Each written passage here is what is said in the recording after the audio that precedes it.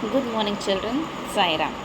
So today we are going to continue with hopefully with the last portion of this chapter in Education in Science by Stephen Hawking. Children, before starting with this chapter, I would like to ask you all one question. The question is that what did you understand from this chapter? Do you really understand what does this topic, this particular title of the chapter, and education in science means? That is, what does education in science deals with? Fine, we are studying science every day. Science is a basic concept, a basic subject that you people have opted. You studying, and your science teacher is dealing with different streams of science, isn't it, children? Different streams means physics, chemistry, biology, etc. And when you switch to class standard 11th class or standard 11th, you have a wide variety of different streams. As you have botany, you have zoology, you have philosophy, you have psychology, you have neurology. There are so many streams of science: astronomy, cosmology, astrology, a blend of mathematics along with a full portion of science. So why the involvement of science in English literature? What is the relevance in it? Isn't it? It feels very different, and we are not able to understand why this particular topic. Because when we are talking about English literature, it deals with fiction, it deals with poetry, it deals with prose, it deals with some story writings, diary entry. So why this particular paragraph from science? What is the basis of introducing such a topic in English literature? Isn't it a awakening question? Isn't it, children? So how many of you thought of this question, or how many of you asked your parents that why this particular topic has been introduced in English literature? How many of you? I want you to put this question. Okay, I'll give this question in the PDF, and this question will be that why a topic, how a topic of science, I repeat, how a topic of science can be well explained in the context of English literature. Fine, children.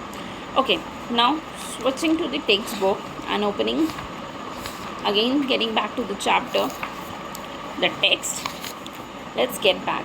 So we left on page number 57. Fine. I would like to take the last set of lines again. Okay. On page number 57, and this is the new paragraph, that is after a question, new paragraph, second paragraph. Let's start from the starting only. Scientists and engineers tend to express their ideas in the form of equations, but they need to know the precise value of quantities. But for the rest of us, a qualitative grasp. What is the meaning of qualitative grasp, children? Can any one of you tell me? Qualitative means or refers to quality, filled with quality, and grasp means learning, adapting, understanding. Okay, a qualitative grasp of scientific concepts is sufficient, and this can be conveyed by words and diagrams without the use of equations. Now here what does Stephen Hawking says? He says that scientists and engineers tend to express their ideas, they express their thoughts in the form of equations. Fine. For one example is E is equal to mc square. Fine. Or you have, if you are calculating potential energy or kinetic energy, it is half mv square. Or acceleration due to gravity, it is having its own formula. So you have formula, equations, basically derivatives in physics as well as chemistry.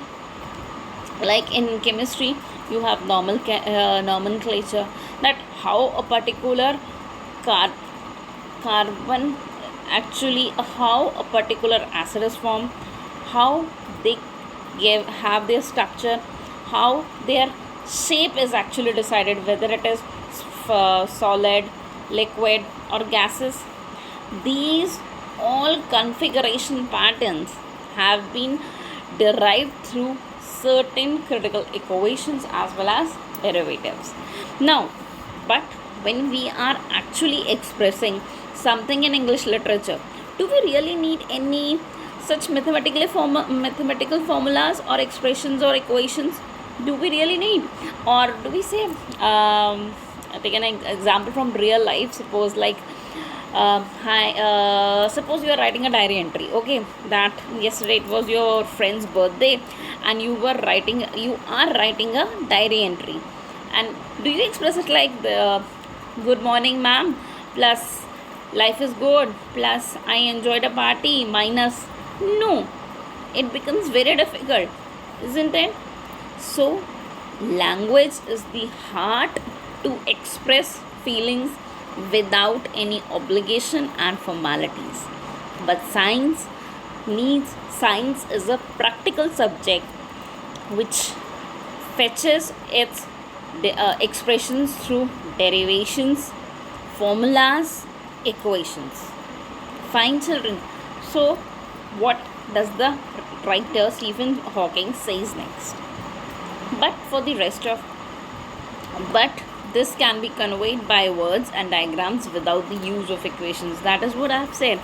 That Stephen Hawking says that if you are expressing, if suppose you are talking about the gravitational law, if a teacher, a science teacher, see children, when I'm explaining you something related to science, it doesn't mean that I'm opposing your science teacher or the way the science teacher is teaching. Every teacher tries to teach her children, her students, in the best manner. So kindly do not associate your extra bright mind with any other teacher.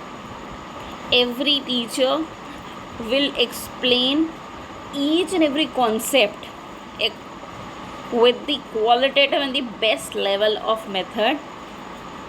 So kindly do not apply extra mind. Just understand what the I am trying to explain you with the criteria, point of view, as well as the concept which Stephen Hawking is actually trying to portray. I repeat, do not over associate things with other subjects.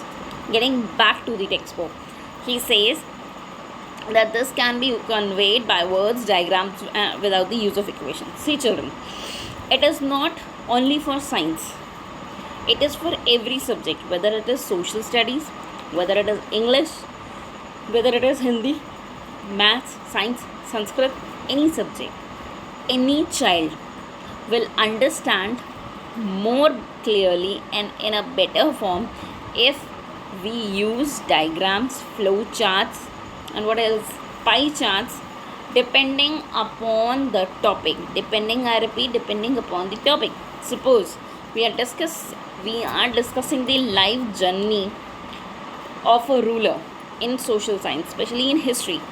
So naturally, instead of giving you long questions, what is necessary? If I will teach you through a flow chart or a timeline table, you will understand better. And how will you understand better? You will understand better as you will get each and every event, historical event, in an ascending order, in a set form, that is in a set of arranged pattern. When you get things in a set of arranged pattern, it is very obvious and it is very easily understandable. So here over Stephen Hawking has just conveyed this message, passed this message to the teachers as well as the parents, not only the teachers as well as the parents, that the children should not be forced to rot, to mug. Fine, you should not, the students should not be prompted, encouraged to learn word by word. because if you are going to learn as it is, you might forget and you may not be clear with the concept. So in order to get the clear concept, you have to understand the basic concept of the topic. That is why the teacher, especially I, recommend you reading.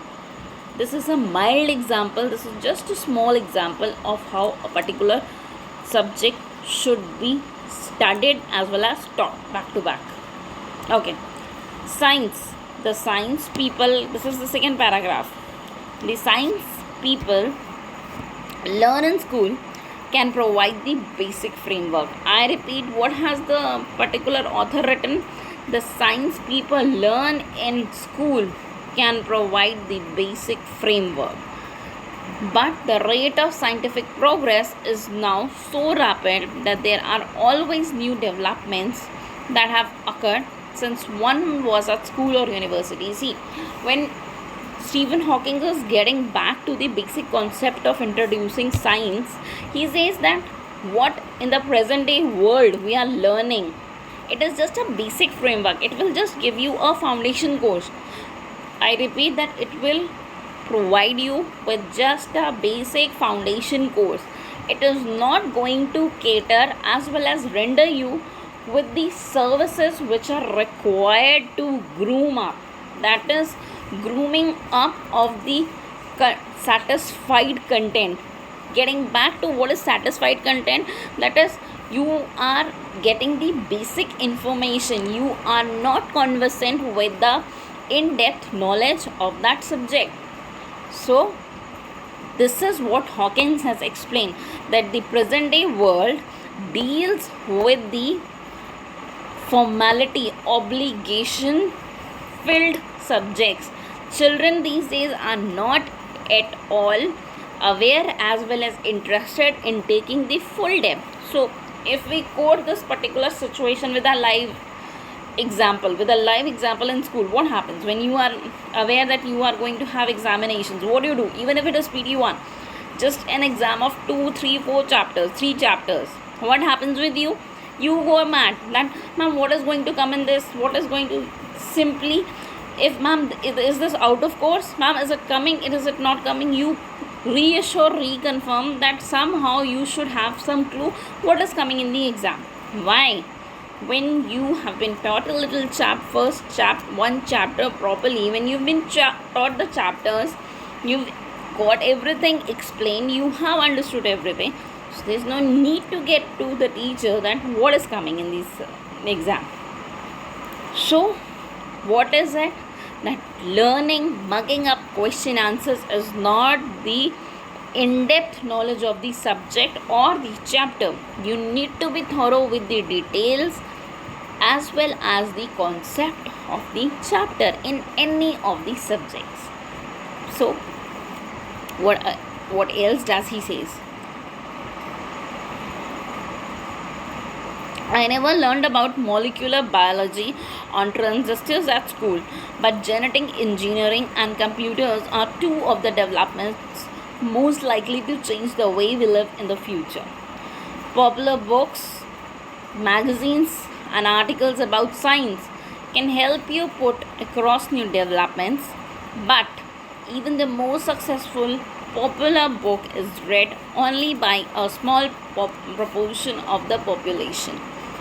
Only television, that is media, can reach a truly mass audience.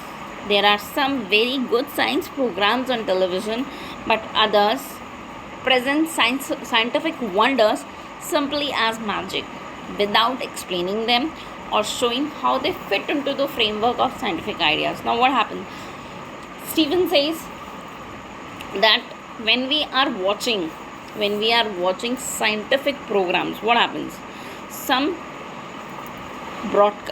people who broadcast these particular episodes they will provide you with the actual with the proper knowledge and you can say details of the particular program, that how it came into how it was generated, what was the concept used, what was the theory applied, each and everything will be crystal clear.